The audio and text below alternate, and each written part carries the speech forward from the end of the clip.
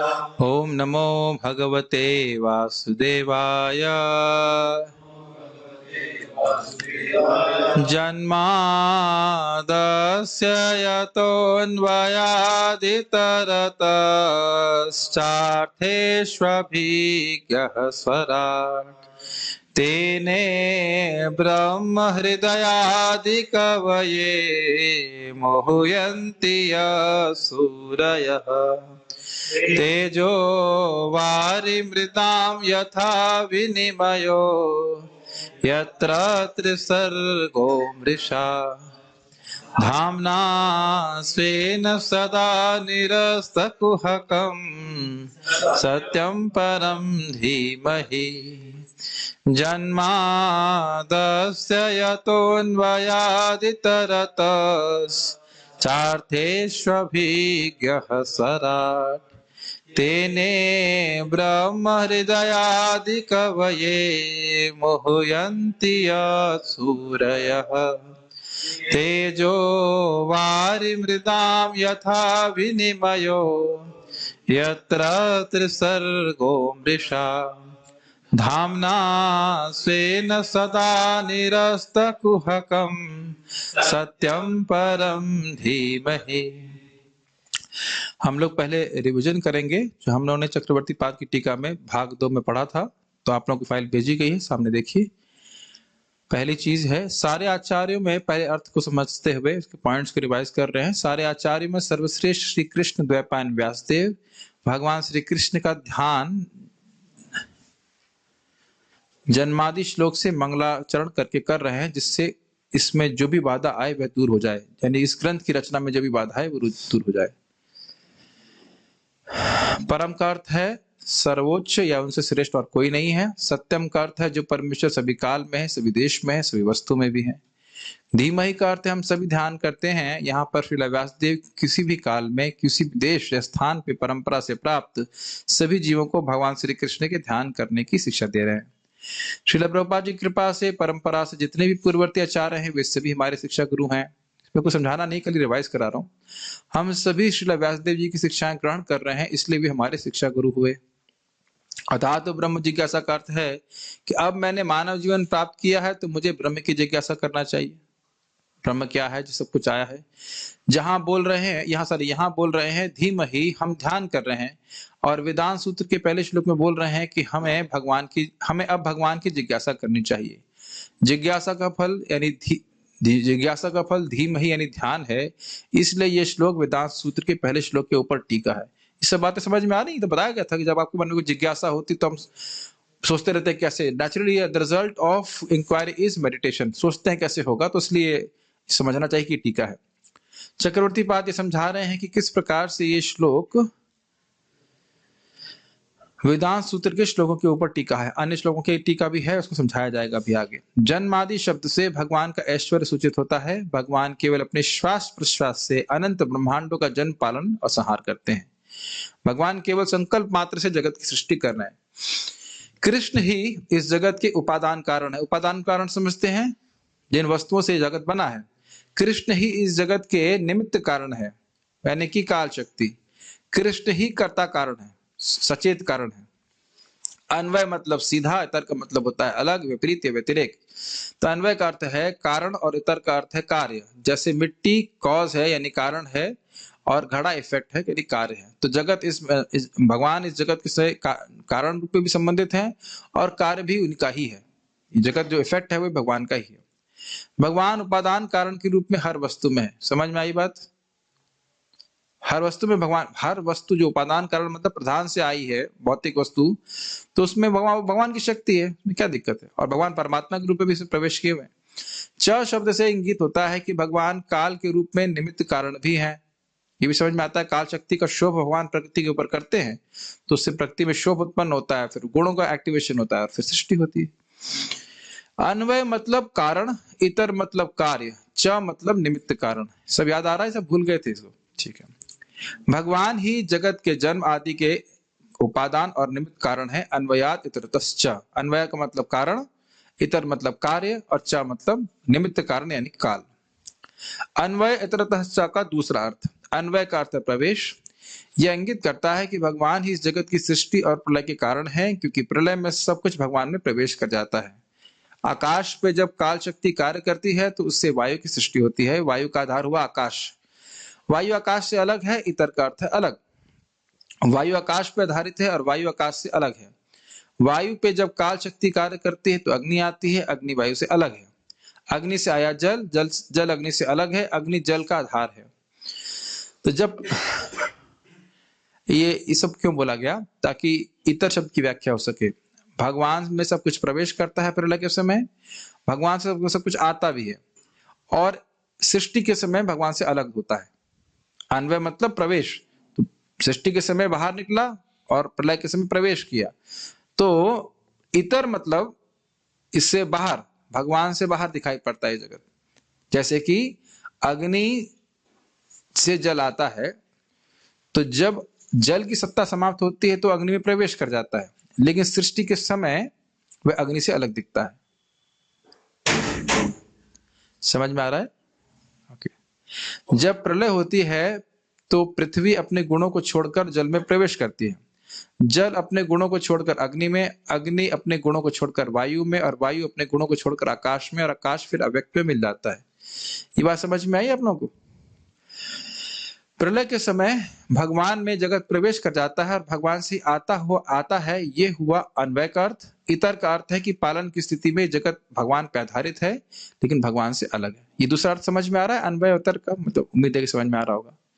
तीसरा अर्थ, हम केवल जल्दी जल्दी रिवाइज कर रहे हैं, नहीं तो रिवीजन में सारा समय निकल जाएगा। तीसरा अर्थ अन्वय का है शब्दों का तर्कपूर्ण क्रम, इसको अन्वय कहते हैं। कोई पद्यांश है उसको गद्यांश में बोलना, सामान्य शब्दों में वाक्य में बोलना, उसको अन्वय कहते हैं।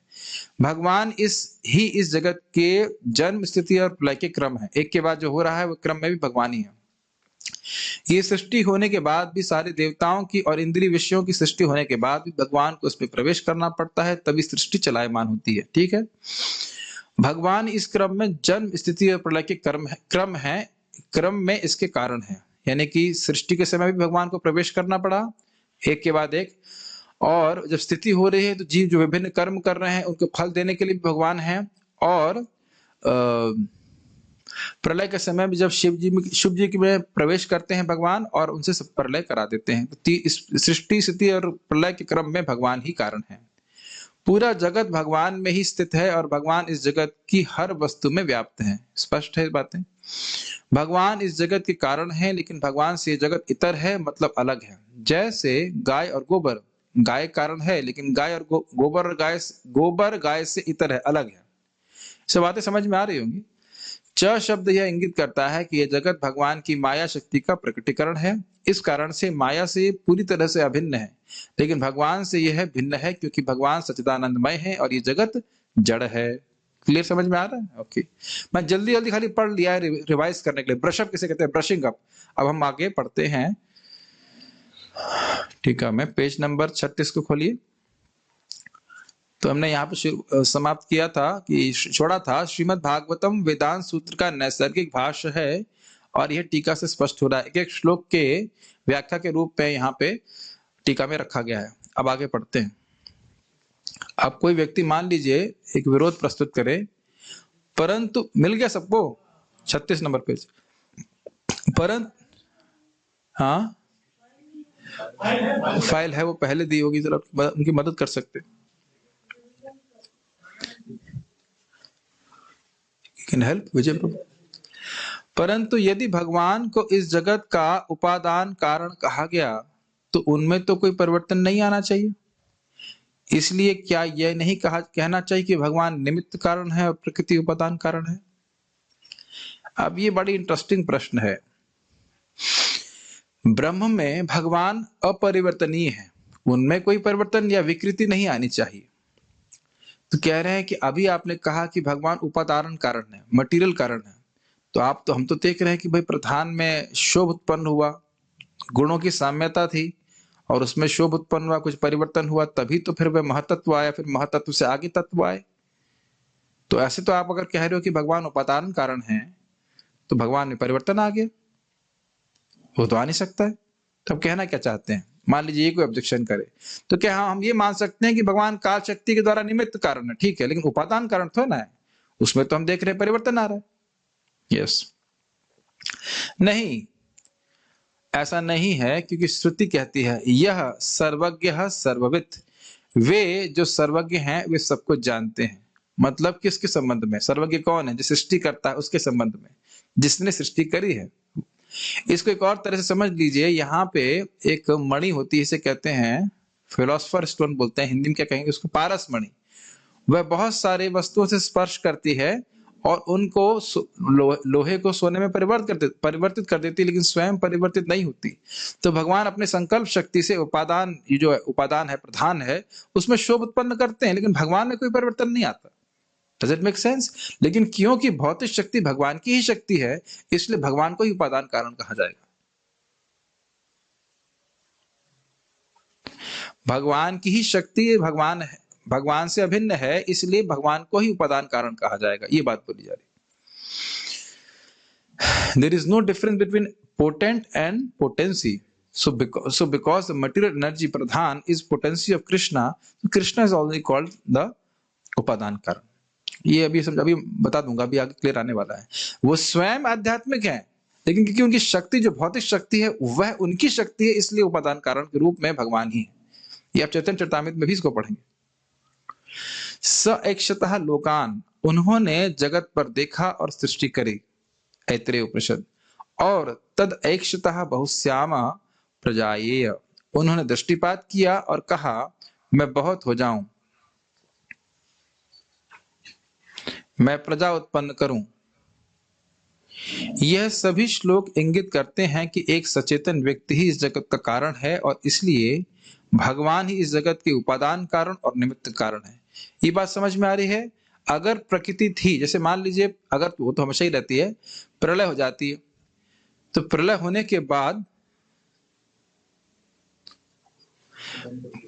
के बाद भी भौतिक तत्व रहते हैं प्रधान के रूप में, लेकिन सृष्टि नहीं होती है।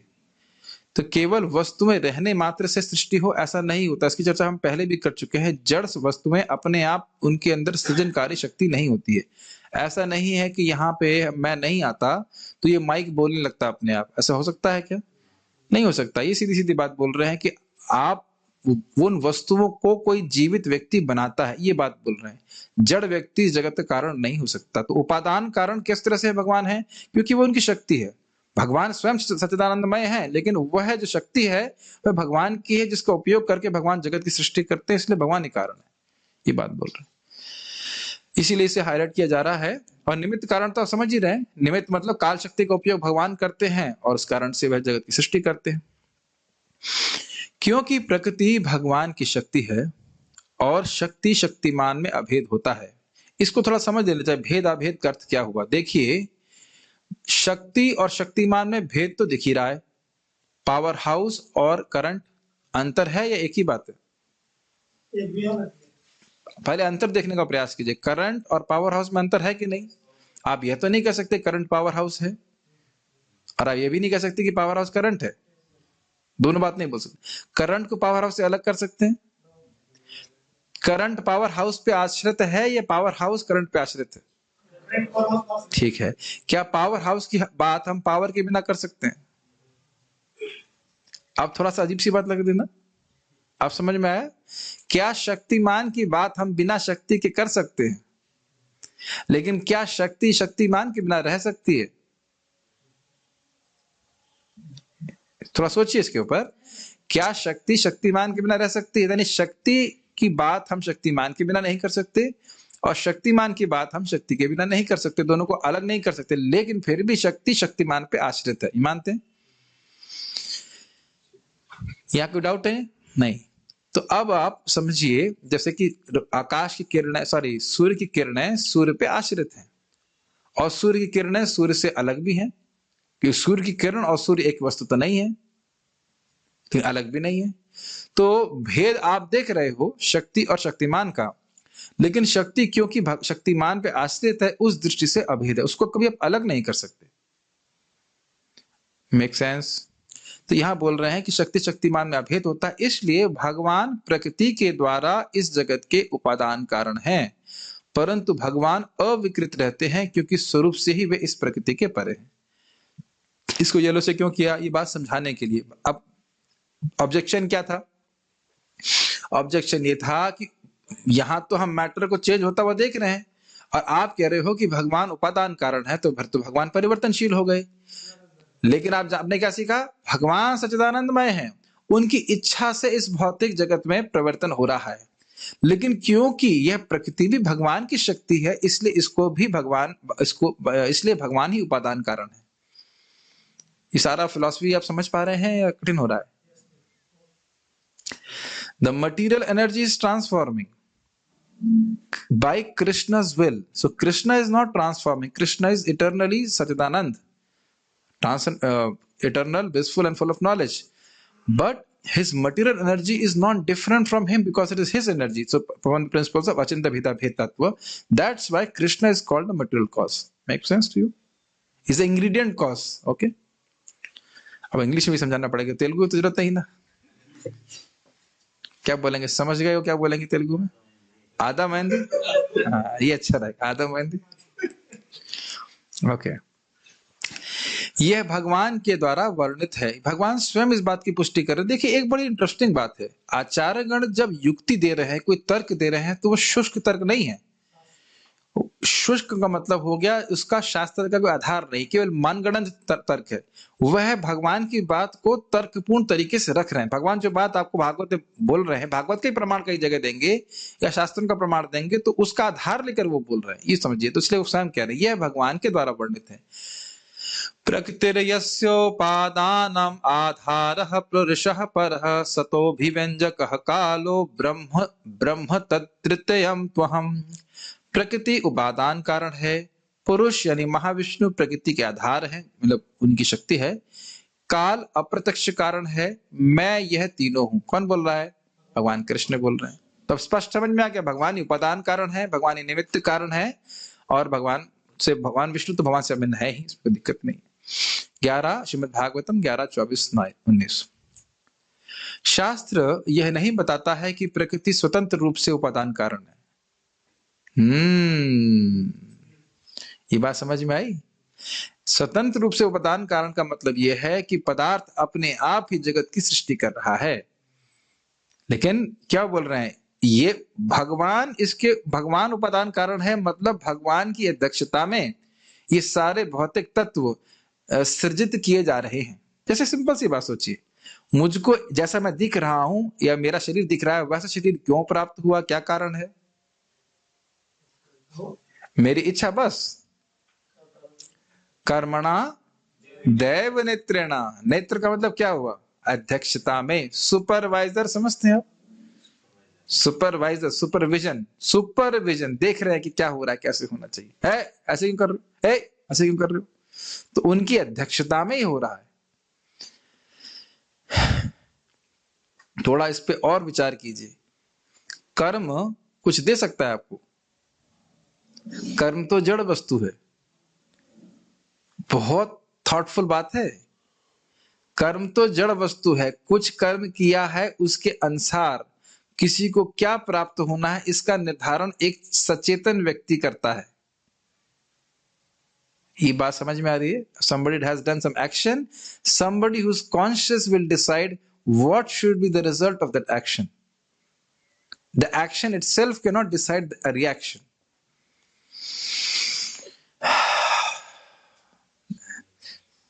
जा रहे हैं, इतना प्रसादम भर लिया कि दिमाग में कुछ जाने की जगह ही बची नहीं है, ऐसा तो नहीं है।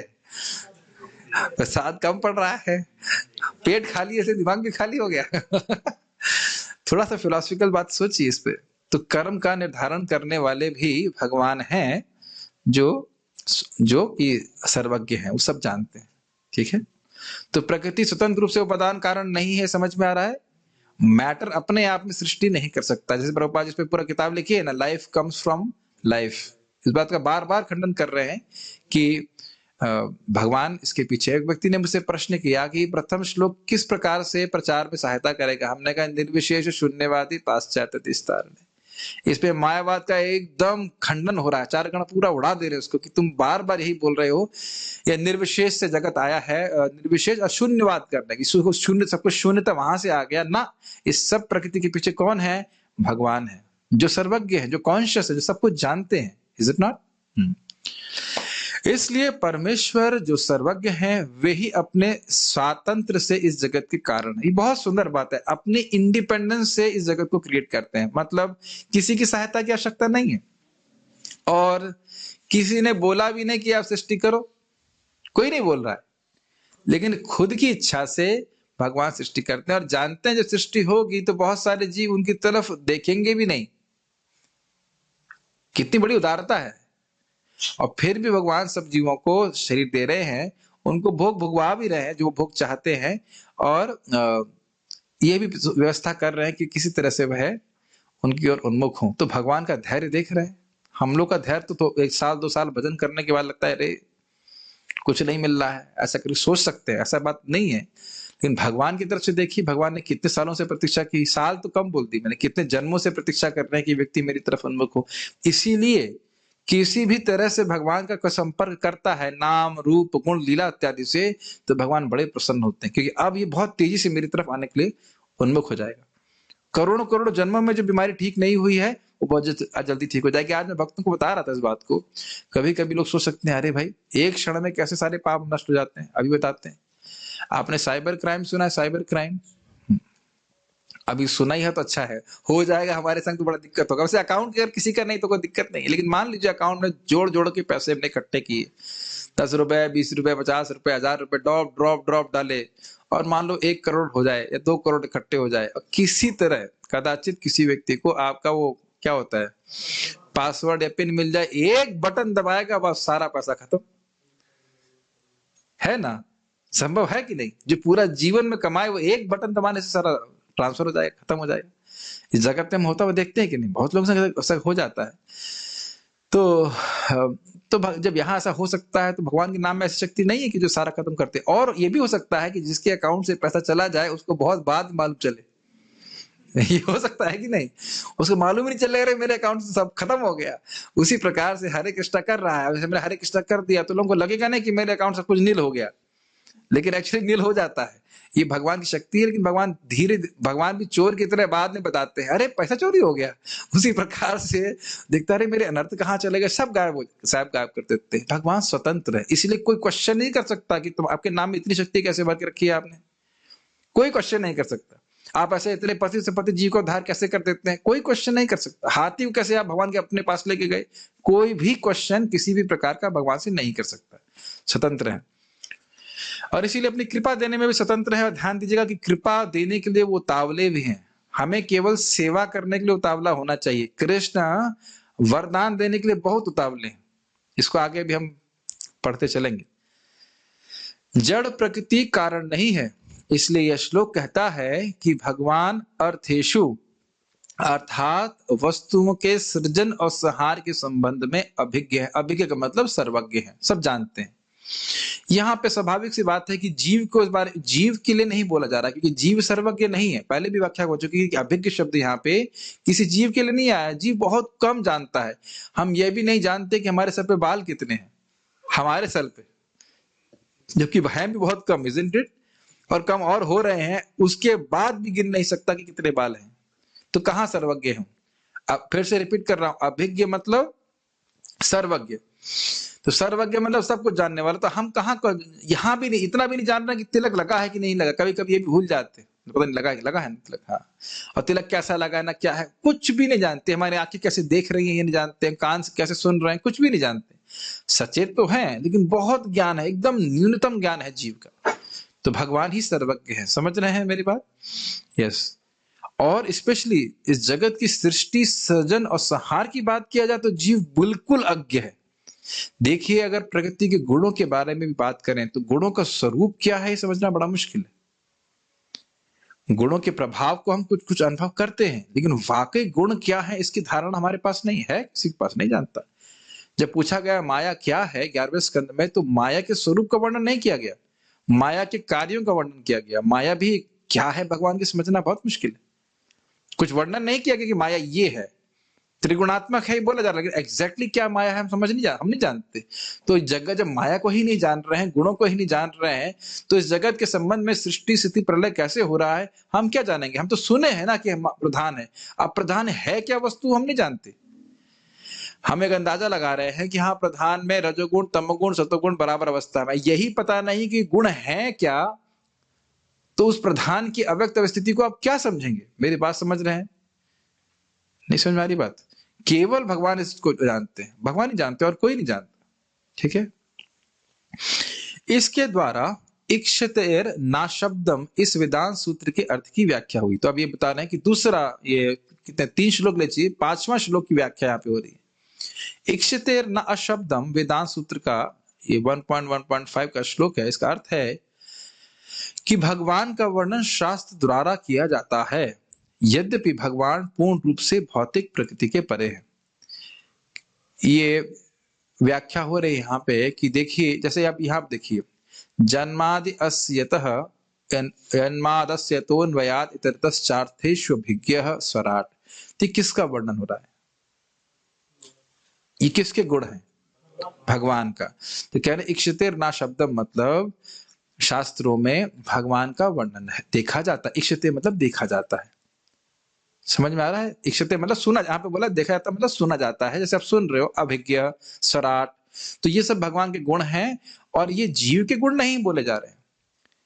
तो इसलिए ये नहीं कहिए कि भगवान निराकार हैं, उनका वर्णन नहीं किया जा सकता ना, शास्त्र में इसका वर्णन किया जाता है। और इस श्लोक में पहले ही बार में बता रहे हैं भगवान के तटस्थ और स्वरूप लक्षणों का वर्णन हो रहा है। तो यह भी एक टीका है। देखिए सब समझिए मेरी बात, इस श्लोक का अर्थ है कि शास्त्र में भगवान के गुणों का वर्णन है, ये अर्थ है। अब कैसा वर्णन है, जन्मादस्य तो अन्वयाद इतरतश्चार्थेष्वभिज्ञः स्वराट, ये एक्सप्लेनेशन है कि नहीं, नहीं समझ में आ रहा। Translation of the shloka is कि भगवान के गुणों का वर्णन, भगवान के लक्षणों का वर्णन शास्त्र में है। तो भागवतम के पहले श्लोक में ही क्या स्वरूप और तटस्थ लक्षणों का वर्णन भगवान का नहीं है। तो आप समझ में आया कि क्या वर्णन है। अगर पूछे कोई क्या वर्णन है, तो उसकी टीका के रूप में यहाँ पे समझाया जा रहा है कि भगवान के सब गुण हैं। तो इस प्रकार से इक्षते ना शब्दम की व्याख्या भी श्लोक में हो रही है। बहुत सिंपल है, इट्स नॉट दैट डिफिकल्ट। सूत्र का अर्थ यह है कि जिस ब्रह्म का वर्णन हुआ वह जगत का कारण है।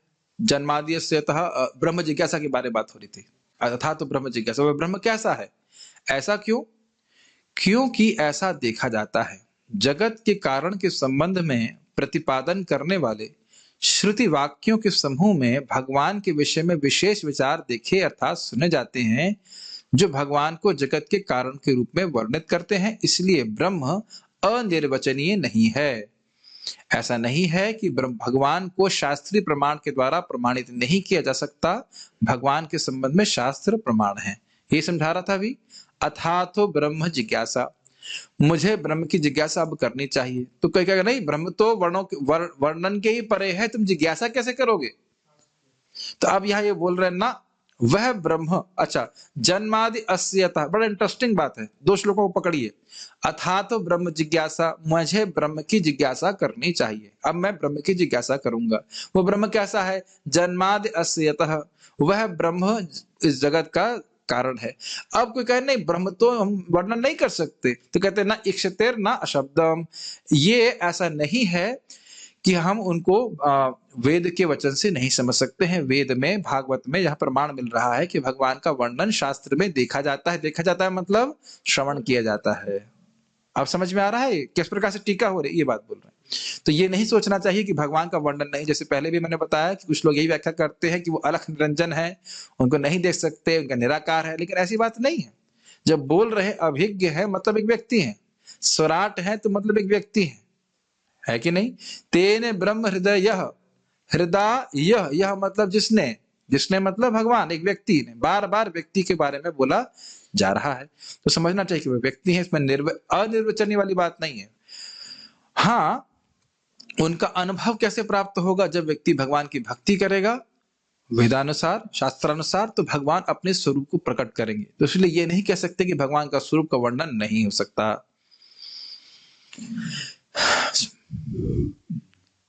तो हमारा कर्तव्य है अब समझाने का। जैसे कभी-कभी हम जब करते हैं, अच्छा लगे बुरा लगे, कर्तव्य होता है तो जब करते हैं। अब नहीं समझ में आ रहा है तो आप एक बार पढ़ेंगे तो मेरे ख्याल से समझ में आ जाएगा मैंने क्या कहा। पहली बार सुन रहे हैं तो थोड़ा-थोड़ा कान में टिकता नहीं है, लेकिन धीरे-धीरे समझ में आएगा।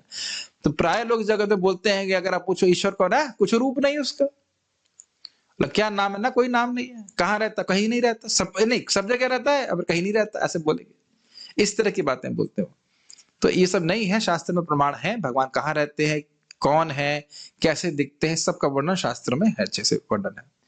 श्रुति कहती है कि एक चेतन भगवान ही जगत के कारण है।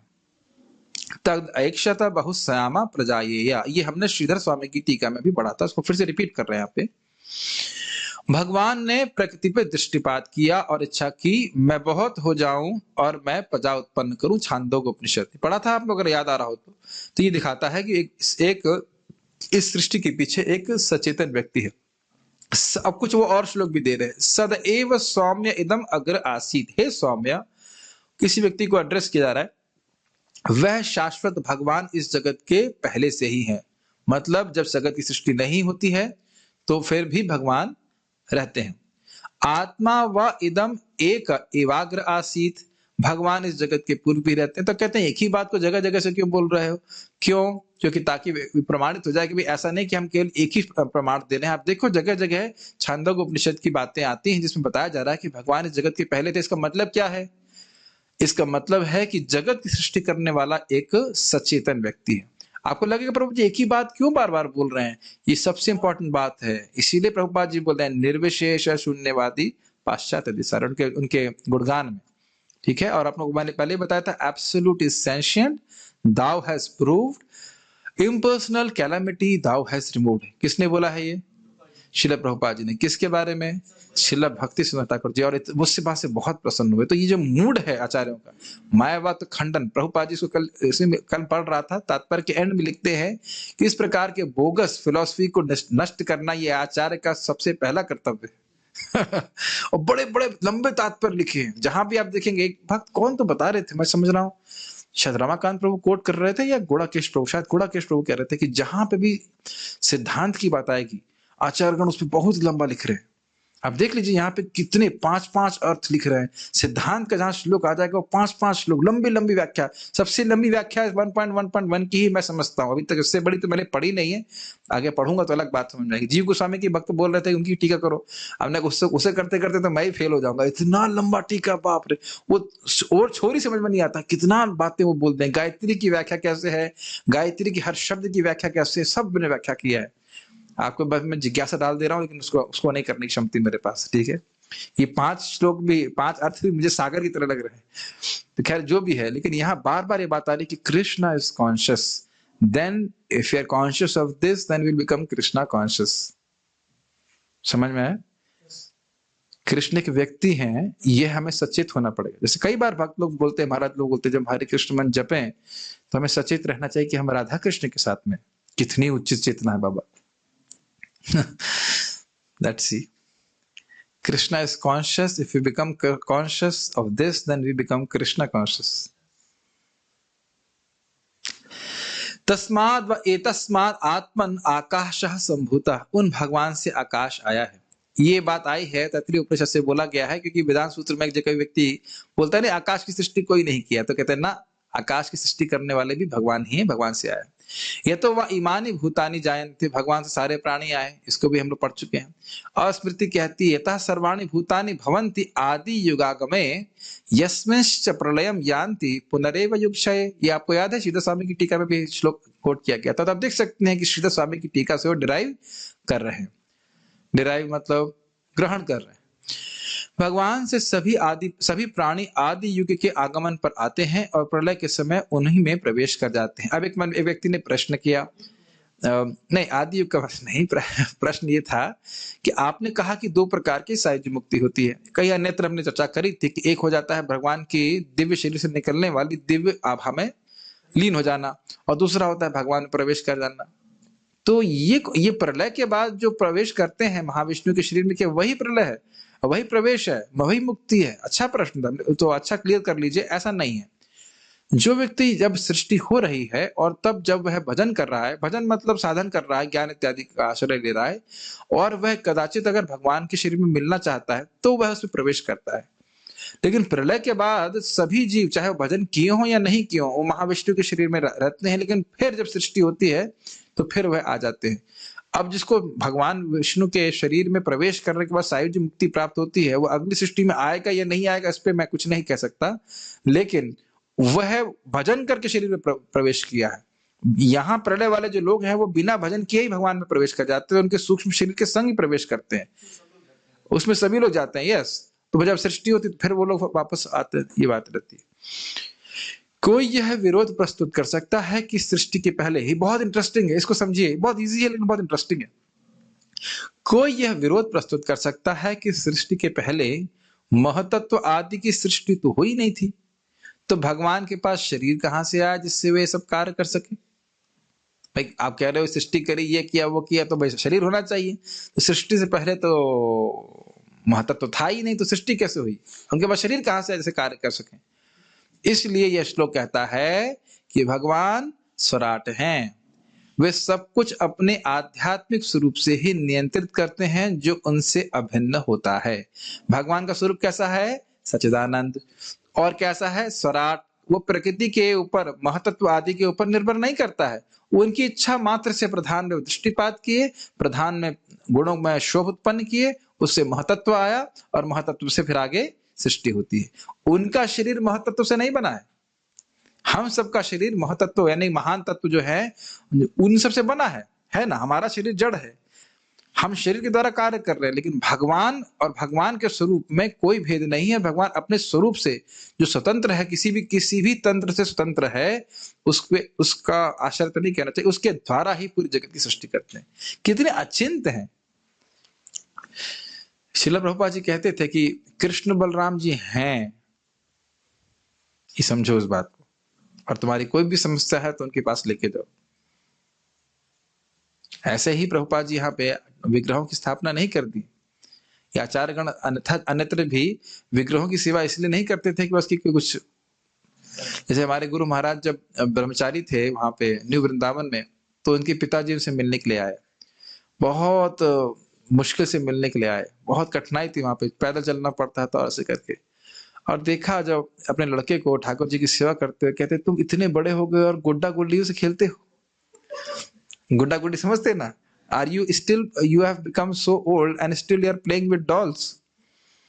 वो भगवान के विग्रह को गुड्डा गुड्डी समझ रहे थे, राधा कृष्ण को सोचे थे गुड़िया गुड्डी का खेल है, और कह रहे तुम इतनी सब मेरे घर का मतलब ऐश्वर्य छोड़ करके तुम गुड्डा गुड्डी खेल रहे हो, इतनी विकट परिस्थिति में। उनको समझ में नहीं आया इस बात को कि स्वयं साक्षात कृष्ण है। तो ये भगवान की अचिंत्य शक्ति है कि भगवान अपने विग्रह में अपने स्वरूप को प्रकाशित करते हैं, जिससे हम उनको देख सकें।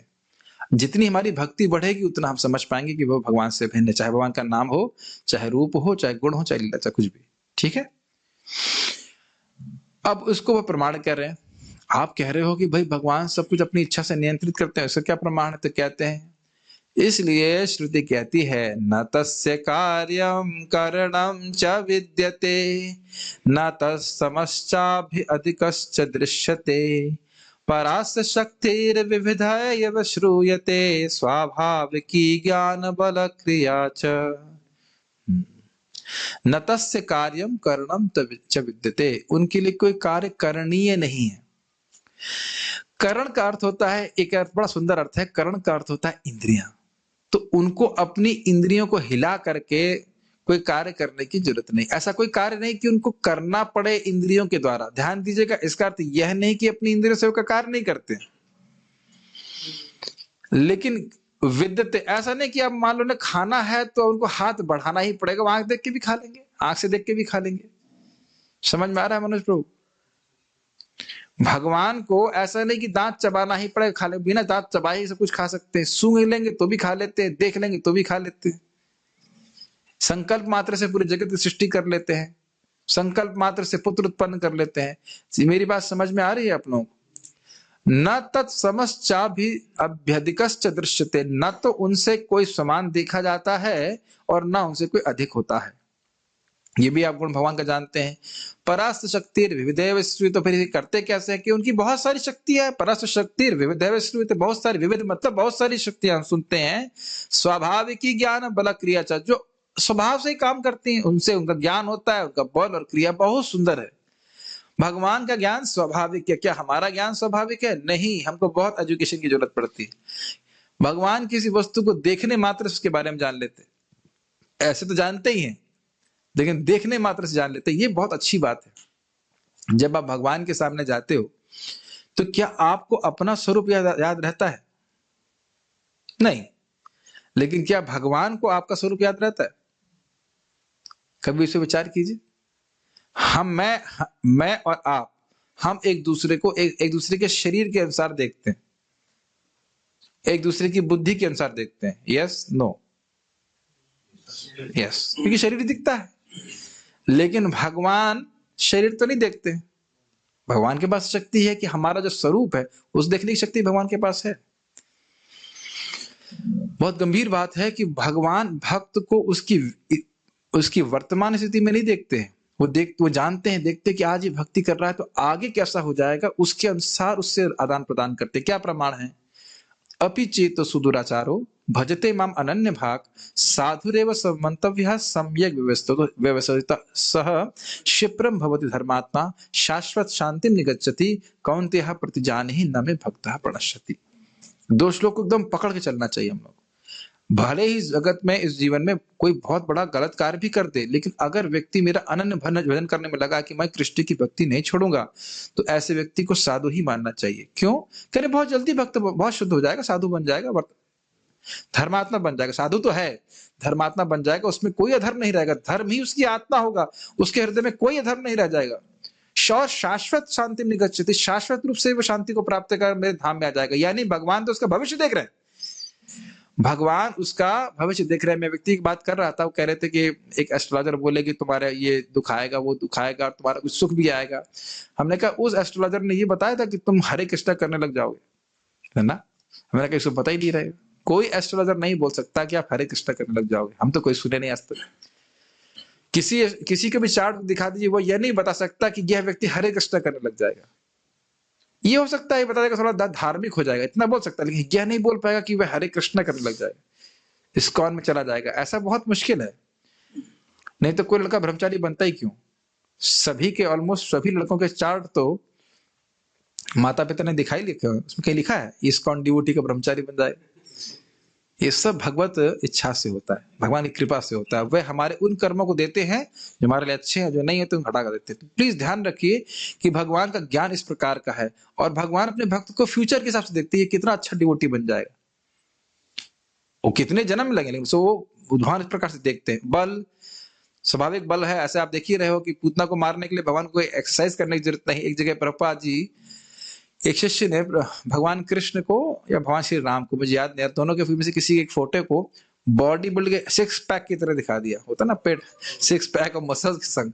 तो प्रभुपाद जी डांटे ना, कृष्ण का जो विग्रह है वो बहुत सुकोमल है, वो ऐसे बॉडी बिल्डर की जरूरत नहीं है उसको। हाँ, कृष्ण के था, कृष्ण जी, भगवान कृष्ण जो है गिरिराज जी को उठाए हुए हैं, तो सोच रहा था गिरिराज जी को उठाए होंगे तो बहुत बड़ा बॉडी बिल्डर होंगे, तो कहते ना वो भगवान की मसल दिखा दी, कहते ना स्वाभाविक ज्ञान, स्वाभाविक। हम लोग बोलते हैं स्वाभाविक है उनके लिए, उन कुकिंग तो नेचुरल है उनके लिए, या कुछ और कार्य करना तो बड़ा आसान है, आसानी से कर लेते हैं। तो उनके लिए ज्ञान, बल और क्रिया, बाकी सारी जो भी कुछ भी क्रिया है उनके लिए बड़ा स्वाभाविक है, उन्हें कुछ सीखने की जरूरत नहीं पड़ती, लेकिन फिर भी ब्रज में सीखते हैं, वो एक अलग बात है। लीला की बात अलग है, लेकिन तत्व की दृष्टि से भगवान कुछ करना नहीं पड़ता। यस प्रभु, माइक पे पूछिए, अगर कुछ कहना चाहते हैं माइक दे दीजिए। तो ये सब हम पहले समझ रहे हैं, श्लोक क्यों कोट किया जा रहा है, इसमें संदेह नहीं करना चाहिए कि भगवान संकल्प मात्र से पूरे जगत की सृष्टि कर लेते हैं। यस फिर जैसे आपने कहा कि भगवान की कृपा से हमें, तो ये हमारे कर्म है या फिर हमारे को मतलब शुद्ध भक्त की कृपा से ये सब चीजें? भक्ति केवल, अभी आप पढ़ लेंगे आगे जाके 1.2.4 में, अहेतु की अप्रतिहता में, भक्ति भगवान के भक्तों की कृपा से ही प्राप्त होती है। कर्म वर्म उसमें कुछ भी नहीं, किसी भी कर्म को करने से भगवान श्री कृष्ण की भक्ति प्राप्त नहीं हो सकती, एकदम स्पष्ट। अभी हम भक्ति पर एक व्याख्या भी पढ़ेंगे, इसमें 5वां अर्थ होगा अभी, मतलब आने वाले समय में। भगवान के भक्तों की कृपा से ही गुरु कृष्ण प्रसाद पाए भक्ति लता वृक्ष। आप उसमें कुछ भी नहीं कह सकते कि मैंने कंबल बांटे या कुछ किए तो हमें कृष्ण की कृपा मिली, ना, वो है ही नहीं। हाँ, यदृच्छिक किसी तरह से अनजाने में हमने किसी भक्त की सेवा कर दी, वह मान सकते हैं, उसके बाद भक्ति कृपा हो जाती है। ये बात हम लोग पढ़े थे इसमें कि अनजाने में ही भक्तों का संग हो जाता है, कुछ पुण्य रहा हो कुछ कारण से, जैसे तीर्थों में आ रहा है तो आके कृष्ण कथा सुनने लग गया, भक्तों का संग करने लगा, अलग बात है। लेकिन जो श्रद्धा जी बात कर रहे थे हम, जहां से भक्ति शुरू होती है, इसे रियली भक्ति शुरू होती है, इसे कहते हैं वह जानबूझ करके, अब उसे अच्छा लगने लगा तो जानबूझ करके योजना बना बना कर के साधु संग करता है, तो उस प्रकार के साधु संग में उसे कृष्ण की कृपा प्राप्त होती है और फिर आगे भक्ति करता जाता है। लेकिन ये बड़ा सुंदर बात है कि किसी कर्म को करने से भगवान की भक्ति प्राप्त नहीं होती, भक्ति करने से ही भक्ति प्राप्त होती। भक्त्या संजात्या भक्त्या, ये शास्त्र का वचन, स्वयं भगवान कृष्ण बोलते हैं। क्योंकि एक जगह प्रभुपाद जी से एक भक्त, माइक पे बोलिए। एक जगह प्रभुपाद जी से एक भक्त ने पूछा, वो फॉरेनर डिवोटी थे, कि मतलब वहाँ वो सब संपन्न है और मतलब ऐसे भौतिक दृष्टि से सभी तरह से उन्हें भौतिक दृष्टि से संपन्न है, तो उन्होंने कहा कि भाई आप यहाँ आए तो मतलब ये भगवान की कृपा है, मतलब हमारे पुण्य है। तब प्रभुपाद ने अब कहा, नहीं मिस कर रहे हैं पॉइंट। भौतिक संपन्नता का भगवान की भक्ति से कोई संबंध नहीं है। नहीं तो जब नील नल कुबेर और मणिग्रीव को भगवान देख रहे थे तो कह रहे ना, इन भोगियों से मेरा कोई मतलब नहीं, लेकिन क्योंकि मेरे भक्त ने, नारद जी ने कहा, इसलिए मुझे इनका उद्धार करना है। एकदम स्पष्ट प्रभुपाद जी वहां पे समझाते हैं। तो धन का देखिए, धन से कोई व्यक्ति योग्य नहीं हो गया और निर्धनता से कोई व्यक्ति अयोग्य नहीं हो गया, और दोनों ही बातें में बाधा नहीं है। धन कोई भक्ति करने में बाधा नहीं है और निर्धनता भी कोई भक्ति करने में बाधा नहीं है। भक्ति करने की एकमात्र योग्यता यह है कि व्यक्ति भक्ति करना चाहे, भक्ति करने की इच्छा, और वह इच्छा कैसे डेवलप होती है? भक्तों की कृपा से। समझ रहे हैं? अब कृपा का मूल अर्थ समझिए। कृपा मतलब भक्त प्रसन्न हो जाए। भक्तों को कृपा होती ही तब है जब किसी तरह से हम सेवा करें जिससे भक्त प्रसन्न हो जाए। ये बात, जैसे मान लो कोई बड़ी ध्यानपूर्वक सुन रहा है, उसको समझ में कुछ नहीं आ रहा है, लेकिन बैठा तो जो भक्त प्रवचन करता है उसको प्रसन्नता होती है। आप किसी को पुस्तक दे रहे हो, छोटी पुस्तक, तो जब वो ले लेता है, 10-20 रुपए दे देता है, तो आपको प्रसन्नता होती कि नहीं? या सोचते अरे कहाँ दिन खराब हो गया, उसने किताब ले ली, ऐसा तो कोई सोचता नहीं है। तो मेरे गुरु महाराज हमको बात को समझा रहे थे कि भले ही उसको कुछ नहीं लगा, उसने कुछ दिया, उसने कहा 10 रुपए दे दी, कौन सी बड़ी बात, लेकिन उसने एक भक्त को संतुष्ट किया, चाहे वो कितना छोटा सा छोटा भक्त भी क्यों ना हो, और उसके पास भी भक्ति है कुछ मात्रा में। ये समझ रहे हैं? एक बार भी हरे कृष्ण बोला है तो यहाँ भक्ति का अकाउंट बढ़ गया, फिर हरे कृष्ण बोला फिर और बढ़ गया, फिर हरे कृष्ण बोला फिर और बढ़ गया। ये चक्रवर्ती पाद बताते हैं 6.2.9-10 में। पहले ही नाम से सारे पाप खत्म, और जितने अगले आप हरि नाम बोल रहे हो उससे भक्ति बढ़ रही है। भक्ति बढ़ाने के लिए, कृष्ण का आस्वादन करने के लिए हरि नाम कर रहे हो, कृष्ण के नाम रूप गुण लीला का पाप काटने के लिए नहीं कर रहे। ये सब बातें और स्पष्ट होंगी जब अगर हम वहां तक पहुंच सके तो समझ में आ रहा है। भगवान की स्वाभाविक है सब कुछ, ज्ञान बल क्रिया, तो इच्छा मात्र से वो जगत की सृष्टि कर देते हैं। भगवान में कोई भौतिक कार्य कारण नहीं है, उनका ज्ञान बल और क्रिया स्वाभाविक है। भौतिक कार्य कारण मतलब समझ रहे हैं, इस जगत में कोई वस्तु कार्य है और कारण है, लेकिन भगवान निरअवयव है। उनमें कोई ये मिट्टी गारा ये सब इस प्रकार के पदार्थ नहीं, पूरी तरह सच्चिदानंदमय शरीर स्वरूप उनका है। कोई यह विरोध कर सकता है, ये तो आसान सा होगा, समझ में आएगा, पहले भी हम पढ़ाए हैं इसको। कोई यह विरोध कर सकता है कि जगत सृष्टि के संबंध में ब्रह्मा जी स्वतंत्र हैं, क्योंकि श्रुति कहती है कि हिरण्यगर्भ संवर्तताग्रे भूतस्य जातः पतिरेक आसीत। ब्रह्मा जी सभी जीवों के पहले उत्पन्न हुए, केवल वही थे। ये बात आपको याद आ रही? श्रीधर स्वामी की टीका में पढ़े थे। तो कुछ अंश आपको श्रीधर स्वामी को मिलेगा और कुछ उसका विस्तार भी प्राप्त यहाँ पे होगा। इसलिए ब्रह्मा जी हमारे उपास्य होने चाहिए, उनका ध्यान करना है क्या? तो इस श्लोक की दूसरी पंक्ति से यह शंका दूर जाती है। इसको व्याख्या हम नहीं करना है क्योंकि इस व्याख्या हम पहले कर चुके हैं। तेने अर्थात उन परम सत्य भगवान ने ब्रह्म अर्थात वेदों का ज्ञान आदि कव्य अर्थात ब्रह्मा जी के हृदय में प्रकाशित किया, इसलिए ब्रह्मा जी भगवान पर निर्भर है। ये तो स्पष्ट है। परंतु कोई विरोध कर सकता है, यह जगत विदित है कि ब्रह्मा जी ने वेद किसी से नहीं पढ़े हैं, यह सत्य है। ये सब बातें फॉलो कर पा रहे होंगे आप। परंतु उन्होंने हृदय में इस ज्ञान को भगवान से प्राप्त किया। इसको श्रीमद् भागवतम में कहा गया है, प्रचोदिता ये न पुरा सरस्वती वितन्वता जस्य सतिम स्मृतिम हृदि स्वलक्षणा प्रादुरभूत किलास्यतः समय ऋषीणाम ऋषभः प्रसीदताम। वहां पे भी श्री स्वामी जी इसको कोट किए थे। जिन्होंने सृष्टि के प्रारंभ में ब्रह्मा के हृदय में शक्तिशाली ज्ञान का विस्तार किया और सृष्टि तथा अपने विषय में पूर्ण ज्ञान की प्रेरणा दी, और जो ब्रह्मा के मुख से प्रकट हुए प्रतीत हुए, वे भगवान मुझ पर प्रसन्न हुए। ये क्या, कौन प्रतीत हुए? वह ज्ञान प्रतीत हुआ कि ब्रह्मा जी के मुख से प्रकट हो रहा है। ब्रह्मा जी के मुख से भगवान प्रकट हुए हों, यह मैं नहीं जानता। नाक से तो प्रकट हुए ऐसा बोल सकते हैं, लेकिन नाक से ऋषभ देव तो प्रकट नहीं हुए थे, वराहदेव प्रकट हुए थे। अब नाक को मुख कहा जाए तो नहीं है, क्योंकि एक्चुअली प्रभुपाद तात्पर्य में उसको पढ़ेंगे 2.4.22 में तो यही बोले कि ब्रह्मा के मुख से जो ज्ञान है वह निकला, वेद का ज्ञान निकला। तो कोई कहेगा करे तो वेद के प्रणेता ब्रह्मा जी हुए, तो क्या ना, वेद का ज्ञान भगवान ने हृदय में प्रकाशित किया, वह उनके मुख से बाहर निकला। जैसे जब भगवान किसी प्रार्थना करने के लिए सभी देवता पहले ब्रह्मा जी के पास गए, तो ब्रह्मा जी भगवान के पास सब देवताओं को लेके गए, और उसके बाद वे समाधिस्थ हो गए। तो बोल रहे हैं ब्रह्मा जी, लेकिन टोन है भगवान विष्णु का। मैं मतलब भगवान विष्णु बोल रहे हैं ब्रह्मा जी। जैसे आपने देखा होगा, यहाँ पे कभी कभी किसी पर भूत आ जाता है तो भूत बोल रहा है उस आदमी की इंद्रियों की तरह, मैं भीकू बोल रहा हूं, और वो हो सकता है स्त्री हो। ऐसा देखिए कभी आप? बहुत बार ऐसा होता है। जब भी मैं भूतों के एग्जाम्पल ले लेता हूं तो कोई ना कोई बाद में फोन करता है, प्रभु जी वो प्रवचन में आप बोल रहे थे भूत भगाने वाले के बारे में, उसका नंबर मिलेगा क्या? उन्होंने कहा अरे भाई इसी के लिए प्रवचन नहीं हो रहा है, खाली एक उदाहरण देने के लिए ऐसा कहा जा रहा है कि देखा जाता है कि स्त्री को भूत है, वो बोलती है मैं भीकू बोल रहा हूँ। नहीं, वो एक अलग बात है, शपथ वाली बात अलग है। यहाँ पे बात है कि अंदर बैठा कोई व्यक्ति बोल रहा है। तो भगवान विष्णु बोल रहे हैं ब्रह्मा जी के मुख से, प्रसिद्ध है। आप भागवतम पढ़ेंगे 10वें स्कंद में तो वहां पे लिखा हुआ है, वहां ब्रह्मा जी ध्यानस्थ हैं और बोल रहे हैं, और बोल रहे हैं ऐसा कि विष्णु भगवान बोल रहे हैं कि मैं अवतरित होऊंगा, देवता लोग भी अवतरित हों, उनकी पत्नियां भी यदुकुल में जन्म लें, इस प्रकार से। तो सभी लोग यही मान रहे हैं कि हम ब्रह्मा जी से नहीं सुन रहे हैं, हम भगवान विष्णु से सुन रहे हैं। भगवान विष्णु भूत नहीं है, मैं खाली बोल रहा हूँ कि भगवान विष्णु हृदय में आविर्भूत होकर के उनसे बुलवा रहे हैं। तो समझ रहे हैं यहाँ पे कि जो ज्ञान है, जो अभी तक मैं समझ पा रहा हूं उसमें, कि जो ज्ञान भगवान जी के मुख से प्रकट हुआ, वे उनके हृदय में भगवान ने ही प्रकट कराया था। ठीक है। साथ ही ब्रह्मा जी के द्वारा यह कहा गया है कि, अब देखिए यहाँ पे एक और टीका, देखिए एक श्लोक तो श्रीधर स्वामी का लिए वो, लेकिन वो एक और बात बोल रहे हैं, किं वा सुदृष्टुम हृदय में तदैव, मैं उन भगवान को अपने हृदय में उस समय क्यों नहीं देख पाया। अब इसको समझने का प्रयास कीजिए। ये ब्रह्मा जी 10वें स्कंद में 14वें अध्याय में छोटे बाल कृष्ण को प्रार्थना कर रहे हैं, और वह स्मरण कर रहे हैं कि जब सृष्टि हुई और उन्होंने तपस्या करी तो भगवान को देखना चाहे तो नहीं देख पाए थे हृदय में।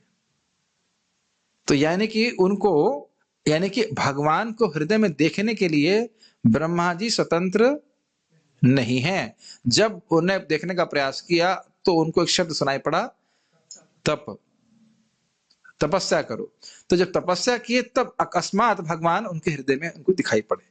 तो हम समझ गए कि भगवान के संबंध में जो ज्ञान है उसके लिए भी ब्रह्मा जी भगवान पे निर्भर हैं, वो स्वतंत्र नहीं है। तो एक तो आप श्रीधर स्वामी जी का श्लोक देखे ही, साथ साथ एक और प्रमाण भागवत से ही वो दे रहे। मेरी बात आप समझ पा रहे होंगे। थोड़ा थोड़ा देखिए, यहाँ इसलिए कठिनाई हो रही है कि कुछ बातें जो लोग पहली बार सुन रहे हैं भागवत, जो एकदम पहली बार सुन रहा है उसे तो कुछ भी समझ में नहीं आ रहा होगा, मैं जानता हूं। लेकिन ये प्रवचन किस लिए हो रहा है? ये बहुत बड़े फ्यूचर को देख के हो रहा है। जैसे जैसे भक्त लोग प्रगति करते जाएंगे और वह भागवतम को श्लोकों को समझते जाएंगे, उनके जो प्रश्न हैं उनके उत्तर धीरे करके समझते जाएंगे, थोड़े बड़े हो जाएंगे जैसे कहना चाहिए, तो वो आगे जाकर के वो बातें समझ में आ जाएंगी। जब ये श्लोक मान लीजिए हम 14वें अध्याय को पढ़ेंगे, मान लो इसी जीवन में पढ़ पाए, तो हम समझ पाएंगे कि ये श्लोक यहाँ पे क्यों कोट करा जा रहा है। अभी तो मैं एक रेफरेंस दे रहा हूं। अब अगर किसी को पढ़ना है, थोड़ा देखना है, तो आगे जाके जंप करे, थोड़ा जंप करना पड़ेगा उसे, कृष्ण बुक पढ़नी, कम से कम कृष्ण बुक पढ़े तो समझेगा। समझ रहे हैं? और चैतन्य चरितामृत में भी यही कठिनाई हो जाती है, क्योंकि वहां तो भागवतम को लेफ्ट राइट कोट किया जाता है। तो अगर आपको समझना होगा तो कम से कम कृष्ण बुक तो जरूर पढ़ना होगा। 10th कैंटो की बहुत सारी बातें इसमें रखी जाती। तो इसीलिए भागवतम पूरा करने के बाद चैतन्य चरितामृत सही रूप से समझ में आती है। लेकिन हम अपना प्रयास करेंगे। मोटा मोटा तो समझाई दे रहे हैं, जो लोग भागवतम थोड़ा पढ़े हैं, जैसे हम लोग छठे स्कंद पे हैं तो भक्त लोग छठे पे है ना, सातवें पे हैं हिंदी क्लास पे, तो जो भक्त लोग सुन रहे हैं वो लोग समझ पा रहे हैं मैं क्या कह रहा हूँ कि सृष्टि में क्या हुआ था, और सुनते सुनते धीरे धीरे समझ में आ जाता है। सृष्टि होती है तो भगवान ब्रह्मा जी को कुछ अंधकार सब कुछ दिखाई पड़ता है, और ब्रह्मा जी तब उन्हें कुछ बहुत प्रयास करते हैं, कमल नाल के नीचे जाते हैं, उन्हें कुछ नहीं दिखाई पड़ता है, फिर ऊपर आते हैं, ऊपर नीचे जाते हैं, कुछ समय नहीं आता, फिर उसके बाद कमल में ध्यान लगाते हैं, तब उनको सुनाई पड़ता है। तब तो एक बात ध्यान रखिएगा कि ब्रह्मा जी को भी अपना हृदय तपस्या के द्वारा शुद्ध करना पड़ा, तभी भगवान के हृदय में दर्शन हुआ। और ये रूल सभी के लिए, अगर हृदय में भगवान नहीं दिख रहे, सीधी सी बात है हृदय गंदा है, इसमें किसी से पूछने की जरूरत नहीं है कि मेरा हृदय शुद्ध हुआ है या नहीं हुआ। जैसे हरे कृष्ण बोले हृदय में कृष्ण दिखने चाहिए, नहीं दिख रहे हैं, हृदय गंदा है, अभी मेहनत की जरूरत है। सीधी सी बात है, जब आप बर्तन सफाई कर रहे हैं, कौन बताता है कि बर्तन साफ हो गया? खुद ही समझ में आ जाता है कि इसमें कालिक है कि नहीं है, रगड़िए, उसमें सफाई अंदर से आना चाहिए, सफा जो बर्तन है दिखना चाहिए। This make sense. जब हम शीशा साफ करते हैं तो कौन बताता है कि शीशा साफ हुआ कि नहीं हुआ? खुद ही देख लेते हैं, यहाँ पर इसमें अब जो है प्रतिबिंब ठीक ठीक दिखाई पड़ रहा है। Make sense? ठीक है। तो यही बात यहाँ पे बोल रहा था मैं कि जब ब्रह्मा जी ने तपस्या की और भगवान अब समझ गए कि हाँ इनका हृदय पूरी तरह शुद्ध हो गया, तो स्वयं ही उनके हृदय में स्फुरित हो गए। तो यहाँ वो बोल रहे हैं कि क्यों मैं भगवान आपको नहीं देख पाया? अगर मैं स्वतंत्र था तो देख सकता था, लेकिन ना, मैं स्वतंत्र नहीं था। मैं मतलब ब्रह्मा जी स्वतंत्र नहीं थे, और उन्हें तपस्या करनी पड़ी, भगवान पे आश्रित हुए, भगवान की प्रसन्नता पे आश्रित हुए, तब वह भगवान को देख पाए। बहुत सारी बातें इसमें सीखने के लिए। गायत्री मंत्र के अर्थ को इस प्रकार ब्रह्मा जी के हृदय में भगवान के द्वारा प्रकट किया गया था। इसकी बात की भी व्याख्या हमने पहले भी करी थी कि भगवान श्री कृष्ण की दिव्य बांसुरी की दिव्य ध्वनि ये गायत्री मंत्र है, और इसके द्वारा ब्रह्मा जी दीक्षित हुए, तो उनको भगवान का ज्ञान इस प्रकार से हुआ। तो गायत्री मंत्र की व्याख्या भी यहाँ पे हो रही है, कुछ कुछ समझ में आ रहा है। अब तो बहुत इजी है, इस खाली पढ़ने मात्र समझ में आ जाएगा। ऐसा मत्स्य पुराण में कहा गया है कि यत्राधिकृत्य गायत्री वर्णयते धर्म विस्तरः वित्रासुर वधोपेतम तद भागवतम इष्यते। उन्होंने, इसकी व्याख्या नहीं करूंगा, खाली पढ़ दे रहा हूं। उन्होंने श्रीमद् भागवतम को कहा जिसमें श्री वृत्रासुर के वध का वर्णन है, और जिसमें गायत्री से प्रारंभ करके विस्तार से धर्म का वर्णन है। एक अन्य पुराण में कहा गया है। अब ये भागवत को कैसे इंगित कर रहे हैं, इतना आसान मत सोचिएगा कि केवल यही बातें, हाँ आप तो बस खाली पढ़ना होगा, समझना नहीं होगा। अभी और ऐसी बातें आएंगी जहां पे समझाना होगा, तो बस जो इजी बातें वो जल्दी पढ़ते रहे। ग्रंथो अष्टादश सहस्रो द्वादश स्कंद संमितः हयग्रीव ब्रह्म विद्या यत् वृत्र वधस्तथा गायत्र्याश्च समारंभस् तद्वै भागवतम विदुः। श्रीमद् भागवत वह ग्रंथ है जिसका प्रारंभ गायत्री मंत्र से होता है, और जिसमें 18,000 श्लोक हैं, 12 स्कंद हैं, और जिसमें हयग्रीव ब्रह्म विद्या और वृत्रासुर के वध का वर्णन है। हयग्रीव ब्रह्म विद्या जानते हैं? ये थोड़ा समझ में नहीं आया होगा। अश्वनी कुमारों ने ब्रह्म विद्या की शिक्षा प्राप्त करने के लिए दधीची ऋषि से कहा, तो दधीची ऋषि के पास इंद्र आए, कहा कि अगर ज्ञान दिया तो गर्दन काट दूंगा। ये भी दिक्कत है। सोचिए, अगर भाई गीता भी ब्रह्म विद्या है, कोई बोले अगर तुमने गीता बोली तो गर्दन काट देंगे, तो डर लगेगा कि नहीं? तो दधीची बड़े संकोच में पड़ गए कि भाई ये तो यहाँ तो गर्दन जाएगी हमारी यहाँ पे प्रवचन करने पे। तो अश्विनी कुमार ने कहा कोई चिंता नहीं है, हम आपकी गर्दन पहले ही काट देते हैं। ये भी और अद्भुत बात है, शिष्य कहे गुरु जी आपकी गर्दन पहले ही काट देते हैं। कितना विश्वास होगा उनको अश्विनी कुमार पे, है कि नहीं? और उसके बाद हम आपके सर पे घोड़े का गर्दन लगा देंगे, उससे आप हमको शिक्षा दीजिएगा, फिर इंद्र आके आपकी गर्दन फिर काट देंगे, फिर चुप कर देंगे। ये लोगों को कपोल कल्पना लगेगी, लेकिन इस प्रकार की टेक्नोलॉजी कह लीजिए या ज्ञान पहले था। तो हम क्या बात कर रहे थे? हाँ, तो इस प्रकार से इसीलिए हयग्रीव विद्या, हयग्रीव ब्रह्म विद्या कहते हैं। ग्रीवा मतलब गला, और हय मतलब अश्व, घोड़ा। तो हयग्रीव विद्या, उन्हें घोड़े के मुख से उन्हें ब्रह्म विद्या दिया। ये भी कितना रोचक होगा ना, गुरु जी का मुख जो है वो है घोड़े कैसा है। इस संबंध में मजाक, हाँ, सुबह जो आप हयग्रीव गाते हैं, राम कृष्ण हयग्रीव, वो अलग है। वो हयग्रीव भगवान के अवतार हैं। जब वेद चोरी करा के लेके गया था असुर, नाम क्या था उसका? मधुकैटभ, जहां तक स्मरण आ रहा है मेरे को, मधुकैटभ है ना। मधुकैटभ नाम के जो असुर थे वो चोरी करके ले गए थे वेद के ज्ञान को, तो ब्रह्मा जी विमोहित हो गए, तब हयग्रीव नाम के भगवान का अवतार हुआ था। ये चीजें। लेकिन यहाँ हयग्रीव ब्रह्म विद्या मतलब दधीची वाली। कहाँ थे? कोई तर्क कर सकता है शायद ब्रह्मा जी को वेदों के सत्य का ज्ञान अपने आप ही हो गया हो। ये पढ़े थे कि नहीं पढ़े थे आप लोग श्रीधर स्वामी की टीका में? अपने मन में जैसे कोई सोते समय कोई अनुभूति प्राप्त कर लेता है, सोए सोए के व्यक्ति सीख जाता है कभी कभी। इस तर्क का उत्तर देते हुए इस श्लोक में कहा गया है कि ब्रह्मा जी के पास इस ज्ञान को प्राप्त करने की स्वतंत्र शक्ति नहीं है, क्योंकि यह वेदों का ज्ञान तो महान लोगों को भी भ्रमित कर देने वाला है। ये तो सूर्य हम मुह्यंति, तो हम पहले भी पढ़ चुके हैं, इस बात को जानते हो। यह वेदांत सूत्र के एतेना नेतिरोनुपपत्ते श्लोक की व्याख्या करता है, जिसके अनुसार सत्यम ज्ञानम अनंतम ब्रह्म मंत्र जीव को नहीं अपितु भगवान को इंगित करता है, क्योंकि जीव परक व्याख्या अयुक्तिपूर्ण होगी। ये बात समझ में आ रही? तरह समझाता हूं। वह ब्रह्म, उसका उस ब्रह्म का वह ब्रह्म सत्य है। सत्य का अर्थ समझते हैं? हर देश हर काल हर वस्तु में। क्या जीव हर देश हर काल वस्तु में है? नहीं। उसका ज्ञान अनंत है, उस ब्रह्म का ज्ञान अनंत है। तो क्या जीव का ज्ञान अनंत है?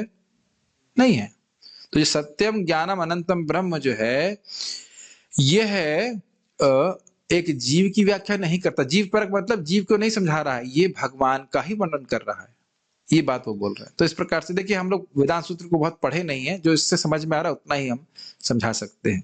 और उसके लिए फिर वेदांत सूत्र पढ़ाना पड़ेगा, तो बहुत सारी चीजें हैं, और न मैं खुद पूरा पढ़ाऊं उसको। जो जितना थोड़ा थोड़ा बात समझ में आता है वो हम आपके सामने प्रस्तुत कर रहे हैं। एक और विरोध हो सकता है, जब भी हम ध्यान करने की बात करते हैं तो यह इंगित करता है, बहुत इंटरेस्टिंग है यह इंगित करता है कि ध्यान के विषय का रूप होना चाहिए। वह जगत, इस जगत में जो भी रूप है वह त्रिगुणात्मक है, इस कारण से यह नश्वर होता है। इस शंका का तीसरी पंक्ति में उत्तर दिया गया है। पहले विरोध समझ में आ रहा है विजय? क्या है विरोध? तो हाँ वैसे बोल दिए बस। अच्छा, बोला नहीं, खाली सर हिला दिया। वाह, बड़े अभिज्ञ हैं आप। तो विरोध ये है कि आप कह रहे हो धीमहि। आप इस समय किसका ध्यान कर रहे थे मैं पूछूंगा नहीं, लेकिन किसी ना किसी का ध्यान कर रहे थे, श्लोक का ध्यान नहीं कर रहे थे, है ना? उस ध्यान में आपको दो चीजें दिख रही थी, नाम और रूप। मैं नहीं पूछूंगा किसका नाम, किसका ध्यान कर रहे थे, और मैं ये भी पूछूंगा नहीं कि रूप क्या आ रहा था। ये दोनों चीज नहीं पूछ रहे हैं। लेकिन इस जगत में केवल ध्यान हमारा नाम और रूप का ही होता है, ये बात मानते हैं? ठीक। तो अब मान लो, ये देखिए कितना सूक्ष्म विचार किए हैं। कह रहे हैं कि आप कह रहे हो धीमहि, तो धीमहि तो मतलब जगत में तो भाई हर वस्तु आप देख रहे हो भौतिक ही है, तो क्या भगवान का जिस पे आप ध्यान कर रहे हो उसका रूप भी त्रिगुणात्मक है? ये कहना चाहते हो? विरोध देखिए, जब विरोध समझ में आएगा तो उसका प्रतिपक्ष उत्तर समझ में आएगा।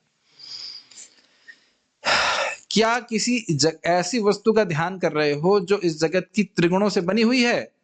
भाई उसी का तो ध्यान तो सब लोग करते हैं। क्या, चलो भगवान का ध्यान नहीं कर रहे हैं, हर व्यक्ति किसी ना किसी का ध्यान कर रहा है कि नहीं?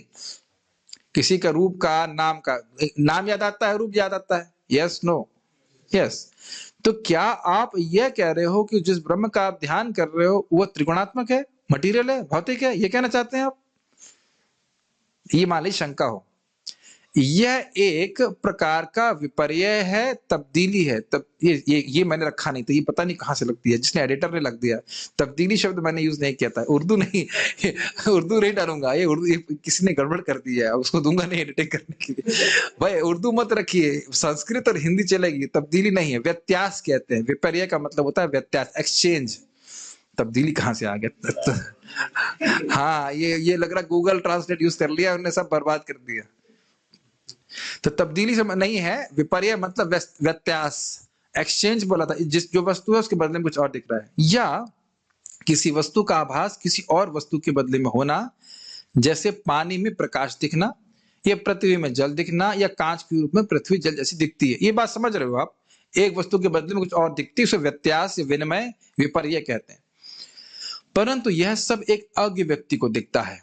इस प्रकार व्यक्ति झूठ में ही यह सोचता है कि भगवान का पूर्ण चिद घन विग्रह प्रकृति के 3 गुणों से रचा गया है। त्रिसर्गः। आप समझ में आए वो क्या कहना चाहते हैं? ऐसा मत सोचो कि जब हम भगवान पे ध्यान कर रहे हैं तो किसी भौतिक स्वरूप पे ध्यान कर रहे हैं। वह स्वरूप कैसा है? सच्चिदानंद। और वो प्रकट कैसे होता है उसको आगे बता रहे हैं। प्रकट आगे बताएंगे। प्रकट होता है जब हम भगवान की भक्ति करते हैं। जैसे अभी हम श्याम सुंदर का स्मरण करते हैं तो बाह्य व्यक्ति क्या सोचेगा? किसी मूर्ति का स्मरण कर रहे हो। लेकिन क्या मूर्ति का स्मरण कर रहे हैं? ना, वह भगवान का सच्चिदानंद स्वरूप है। और जो शुद्ध भक्त है उनके लिए वो एकदम अनुभूत है कि किस प्रकार से कृष्ण साक्षात यहाँ पे खड़े हैं। Does it make sense? उनसे भक्तों से बात भी करते हैं। आज क्या है वो? प्रतिमा नहीं तुम्हें साक्षात ब्रजेंद्र नंदन। चैतन्य चरितामृत में हम सुनते हैं भक्त महाप्रभु से भगवान से बोलता है, विग्रह से बोलता है कि तुम प्रतिमा नहीं हो, आप प्रतिमा नहीं हो, साक्षात ब्रजेंद्र नंदन हो। और उनसे बात कर रहा है। और वहां पे भगवान बोलते हैं, अरे मैं तो विग्रह हूं, मैं चल कैसे सकता हूं? तो भक्त क्या बोलता है? अरे जब आप बोल सकते हैं तो आप चल भी सकते हैं। तो इतना उन्नत भक्त होना चाहिए कि जो भगवान से आदान प्रदान कर सके। वरदराज जी से कांचीपूर्ण बात करते थे और वरदराज जी आज भी हैं। Isn't it? कांची कहाँ पे है स्थान? कांचीपुरम में। यस, प्रसिद्ध है।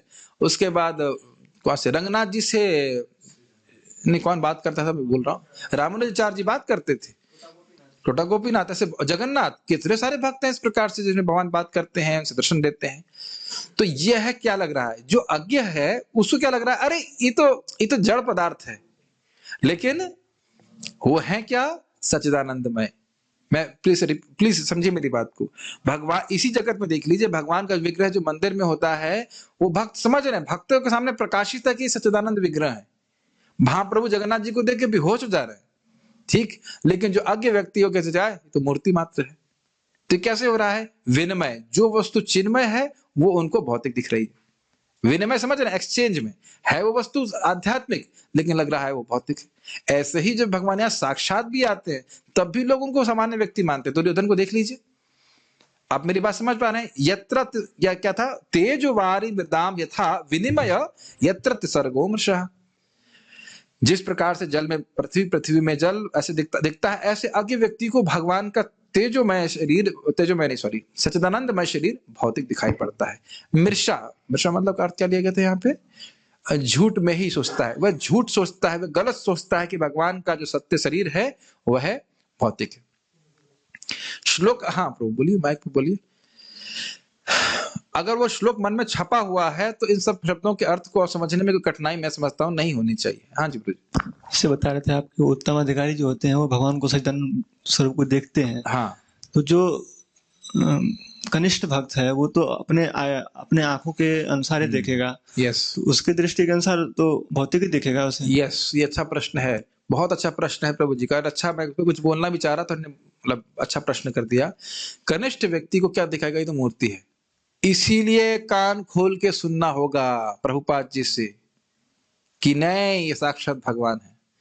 यही प्रभुपाद जी बोले, if you do not do श्रवण कीर्तन श्री विग्रह विल बिकम गल गृह। समझते हैं? अगर आप श्रवण कीर्तन नहीं करेंगे तो भगवान का विग्रह जो है वो श्री विग्रह है, लेकिन वो गल गृह, गले की फांस जैसा लगेगा। अरे कहाँ मेरे गुरु महाराज ने ये सब फंसा दिया मेरे को सेवा करने के लिए। तो हम लोग भले ही अपने जड़ इंद्रियों से सब देख रहे हैं, लेकिन श्रद्धा जड़ नहीं, श्रद्धा शास्त्रीय है। मतलब अभी अनुभव हो या ना हो, लेकिन जो शास्त्र वर्णन कर रहा है उसके अनुसार मैं कार्य कर रहा हूं। Does it make sense? इसीलिए टाइम से भगवान को खाना देते हैं, मंगलाटी टाइम से होता है, सब कुछ साफ तरह से होता है। ये समझते हुए कि साक्षात भगवान है। क्यों हम लोग चखते नहीं खाना? क्योंकि भगवान उसे ग्रहण करते हैं। भले हमको अभी नहीं दिख रहा है कि भगवान देख करके कैसे व्यक्ति भोजन को ग्रहण कर रहे हैं, लेकिन जब हम शुद्ध हो जाएंगे तो उसको देखेंगे। तो हमारी श्रद्धा जो है वह हमारे गुरु वर्ग के ऊपर आधारित है, इसीलिए उसे श्रवण करना पड़ेगा। वैसे आप चैतन्य चरितामृत में पढ़ेंगे, श्रीमन चैतन्य महाप्रभु को भगवान कृष्ण के रूप में प्रताप रुद्र जी स्वीकार किए श्रीला सार्वभौम भट्टाचार्य जी से सुन करके, और बाद में उनकी कृपा से, महाप्रभु की कृपा से उनको साक्षात अनुभूति भी हुई। लेकिन अगर पहले ही रिजेक्ट कर दिए होते तो फिर कृपा प्राप्त नहीं होती। Does it make sense? ये बात है। तो इसीलिए पहले गुरु के वाक्य अनुसार चलता है व्यक्ति, फिर आगे उसको स्वयं अनुभूति भी प्राप्त होती है। ठीक है, यहाँ रुक, सब लोग थक गए? हाँ ठीक है, तो यहाँ रुकते, हम लोग जाते हैं। उसके बाद इसके आगे वर्णन होगा कि भगवान का स्वरूप किस प्रकार से सच्चिदानंदमय है, और यहाँ तक कि उनके धाम उनके परिकरों का भी जो स्वरूप है वह सच्चिदानंदमय होता है। इस सबके बारे में बताएंगे, तो उसको हम चर्चा कल करेंगे। कुछ प्रश्न है तो हम देख लेते हैं एक बार। एक मिनट। महातत्व क्या होता है? अब ठीक है, रिपीट कर दे रहा हूं। प्रकृति की अव्यक्त अवस्था को प्रधान कहते हैं, जहां पे गुण रजोगुण तमोगुण सत्वगुण बराबर रहते हैं, उस पे भगवान दृष्टिपात करते हैं, तो उसमें जीवों को स्थापित कर दिया जाता है और वहां से सृष्टि शुरू होती है। उसको महातत्व कहते हैं। महातत्व मीनिंग, डियर प्रभु जी, बता तो दिया इंग्लिश में प्रभु जी। डज काल शक्ति and Akash still remain when all जीवस एंटर महाविष्णु? देखिए, काल शक्ति शाश्वत रहती है। कह रहे हैं क्या काल शक्ति और आकाश रहता है? आकाश नष्ट हो जाता है सृष्टि के, लेकिन कब नष्ट होता है समझना चाहिए। कब नष्ट होता है? जब ब्रह्मांड नष्ट हो जाता है, तब। आकाश की सृष्टि हर बार नहीं होती।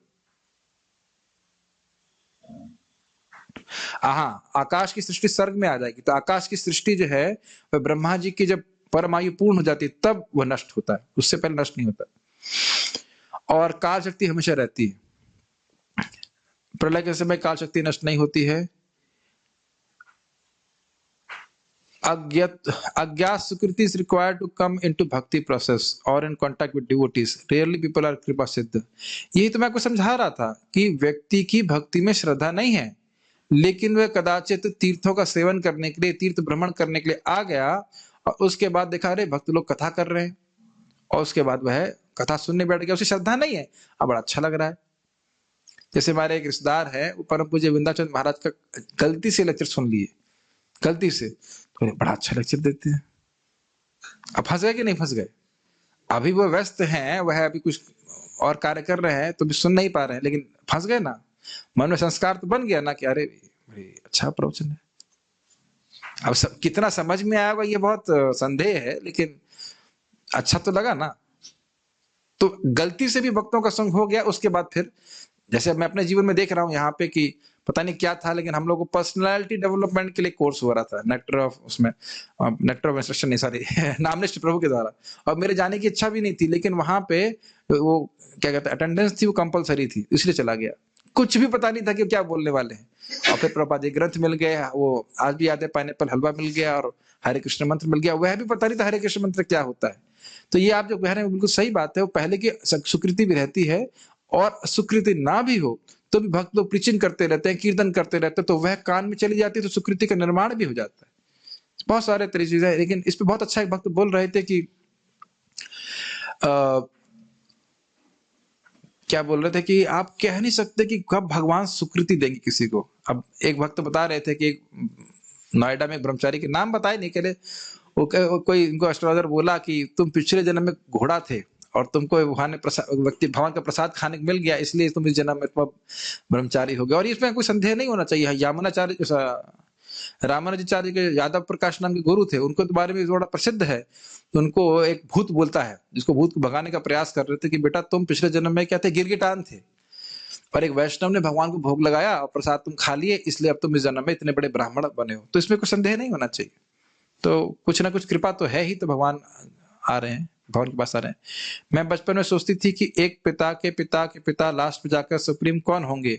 इस कौन से जुड़कर अब इसका जवाब मिल गया। आपने बहुत अच्छी बात बोली है। एक्चुअली सोचती थी कि सोचते थे, पता नहीं शुभम मित्तल तो सोचते होना चाहिए कि ये इंटरेस्टिंग बात है। मेरे पिता का शरीर भौतिक है, उनके पिता का भौतिक, उनके पिता का भौतिक। तो आप सोचोगे एंड वाले पिता का कैसा शरीर होगा, भौतिक, लेकिन वहां नहीं। ब्रह्मा जी जाएंगे तो भौतिक, लेकिन ब्रह्मा जी के पिताजी का शरीर कैसा है, चिन्मय, आध्यात्मिक। ये प्रश्न भागवत में उठाया गया है कि क्या भगवान केवल बड़े हैं, मतलब सृष्टि करता है, लेकिन क्या उनका शरीर भौतिक है।